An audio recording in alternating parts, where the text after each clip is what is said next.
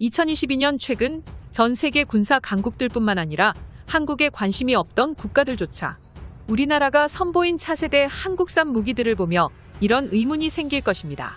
대한민국은 도대체 언제부터 이 많은 무기들을 만들 고난이도의 기술력을 확보한 것일까? 라는 것이죠. 사실 우리 기술력은 꾸준히 발전해왔으며 군사 선진국들과의 차이가 급격히 줄어들고 있는 상황인데요. 또 그 성과들이 차곡차곡 누적되며 세계 최강인 미국도 한국의 발전에 놀라워하고 있습니다. 이 중에서도 특히 세계 패권을 다투는 항공기의 핵심 기술인 엔진 기술은 세계 5개국들만 독식하는 구도였습니다. 그런데 동방에 떠오르는 강대국인 한국이 갑자기 나타나 이 치열한 무한 경쟁 체계에 뛰어든 것입니다. 그중 현재 제작 중인 국산 전투기 KF-21 보라매조차 미국산 F-414 엔진을 사용하는 상황에서 우리 기술진들이 대체 언제 전투기에 쓸만한 엔진을 만들 수 있는지 의문을 가진 분들이 많은데요. 오늘은 여러분들이 다른 매체에서는 알 수 없는 대한민국의 제트엔진 개발사에 대해 알아보겠습니다. 최근 우리나라 연구진은 5,500파운드급 터보팬 제트엔진에 사용될 터빈인 블레이드와 코어의 실증에 성공했습니다. 현재 5,500파운드급 엔진의 본격적인 개발과 이를 통해 8,000파운드급 엔진과 그 이상의 엔진을 개발할 예정인데요. 2025년이면 첫 번째 터보팬 엔진이 꼬리 없는 국산 무인기에 탑재될 것입니다. 그런데 그렇다면 왜 아직도 5,500파운드급 엔진에 머무르고 있을까요? 이는 소재 기술과 뇌열 기술, 그리고 안정성 때문입니다. 모두가 알다시피 항공기 엔진은 소재 기술의 끝판왕으로 불립니다. 북한마저도 핵무기를 탑재한 대륙간 탄도 미사일은 개발했지만 전투기 엔진 개발에는 접근조차 불가능한 게 현실인데요. 이러한 문제는 소재 기술과 안정성이 부족한 중국 역시 마찬가지입니다. 현대시대 초정밀 부품들이 70만 개나 투입되는 전투기의 엔진은 엔진이 발생시키는 엄청난 열을 감당해야 하는 근본적인 문제가 존재합니다. 특히 최첨단 전투기에 쓰이는 바이패스 엔진이 문제가 됩니다. 한국용 제트 엔진은 저바이패스 엔진과 고바이패스 엔진이 있습니다. 공기를 얼마나 받아들이고 압축하는지에 따라 성능이 크게 달라집니다.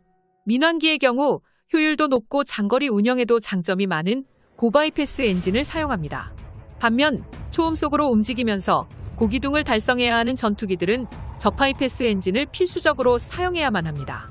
저바이패스 엔진은 터보팬 엔진의 한 종류로 터보팬에 들어간 공기 중 상당수를 맹진의 뒤로 배출해 효율을 높이는 고바이패스 엔진과 달리 터보팬으로 유입된 공기 상당수를 엔진이 사용해 고출력을 내는 전투기용 엔진을 말합니다. 그런데 이러한 과정에서 안전성에 관한 문제가 발생해 저바이패스 엔진의 개발이 그리 간단하지 않게 되는 것인데요. 조그마한 결함이 발생해도 순식간에 추락해버리기 때문입니다. 항공기 개발에 100년 이상을 투자한 영국이나 프랑스 같은 나라들도 새로운 엔진을 개발하는데 난항을 겪을 정도인데요. 한국이 개발하고 있는 엔진 역시 KF-21 전투기용 저바이패스 엔진이기 때문에 사실상 성공이 쉽지 않습니다. 그러나 그럼에도 불구하고 우리 연구진들은 터보팬 엔진의 성능을 착실히 업그레이드하고 있습니다. 현재 한국은 엔진 면허 생산을 통해 축적된 기술을 바탕으로 2013년부터 2018년까지 스텔스 무인 정찰기에 사용할 5,500파운드급 추력을 가진 터보팬 엔진 핵심 기술을 개발했으며 현재는 코어부의 설계를 끝마쳤습니다. 특히 전방 터빈 블레이드를 통해 압축비를 더욱 높여서 소형 엔진 대비 추력을 극한으로 높였고 최소 F-16 전투기의 단발 엔진급 터보팬 엔진과 비슷한 수명인 2000시간의 엔진 수명에 도달했습니다. 현재 세계의 엔진 시장을 주름잡는 미국제 전투기 엔진과 비교해서는 부족한 면이 있지만 이 정도면 꼬리 없는 무인 스텔스기 등 군용으로 사용하기에 충분한 수준입니다. 망가진 엔진을 수리하거나 새로운 엔진을 받기 위해 태평양을 건너는 것보다는 조금 모자라더라도 국내에서 바로 수급이 가능한 국산 엔진을 사용하는 것이 전력 유지에는 오히려 도움이 됩니다. 이 엔진은 스텔스 무인 전투기인 가오리 X2의 기술 실증기에도 동일하게 사용될 예정인데요. 5,500파운드급 추력의 코어부를 통해 안정적으로 8,000파운드 이상의 추력을 내는 것을 목표로 하고 있습니다. 한마디로 2025년이면 우리 기술로 만든 저바이패스 터보팬 엔진을 장착한 꼬리 없는 국산 스텔스 무인기가 우리 영공을 비행하고 있을 시대가 오는 것입니다. 반면 일각에서는 우리 기술진들의 엔진 개발이 너무 느리다는 말도 안 되는 이야기를 하고 있습니다. 대한민국도 40대를 도입한 5세대 스텔스 전투기 F-35 전투기가 사용하는 F-135 엔진의 최대 추력이 28,000파운드인데다 애프터버너를 사용할 시 43,000파운드에 달하는데 이제 5,500파운드급 엔진을 개발해서야 언제 미국을 따라잡느냐는 언론 기자들의 주장이 나온 것입니다.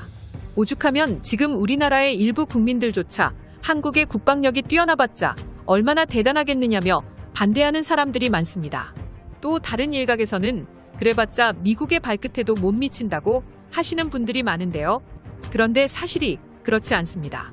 우리가 생각해봐야 할 것이 한국은 이제 전투기 엔진 개발에 뛰어든 지 불과 몇 년도 되지 않았다는 것입니다. 그동안 우리 연구진이 군용 제트 엔진을 제작하기 위해 들인 노력을 알게 된다면 감히 그런 말을 할 수 없을 것이 분명한데요. 대한민국이 본격적으로 항공기용 엔진을 개발한 것은 극히 최근의 일입니다. 그 중에서도 전투기용 제트 엔진을 개발하기 시작한 것은 2000년대 이후라 해도 과언이 아닙니다. 우리 손으로 만들었다는 국산 초음속 훈련기인 T-50조차 미국산 엔진을 사용했는데 현재는 제트 엔진을 만들 수 있는 반열까지 오른 것입니다. 그동안 한국은 제대로 된 제트 엔진을 개발하지 못했습니다만 지금은 다릅니다. 지금은 상당한 기술을 보유하고 있는 게 사실인데요. 과거 한국은 1980년대부터 제트 엔진의 기초적인 뿌리부터 구축하기 시작했습니다.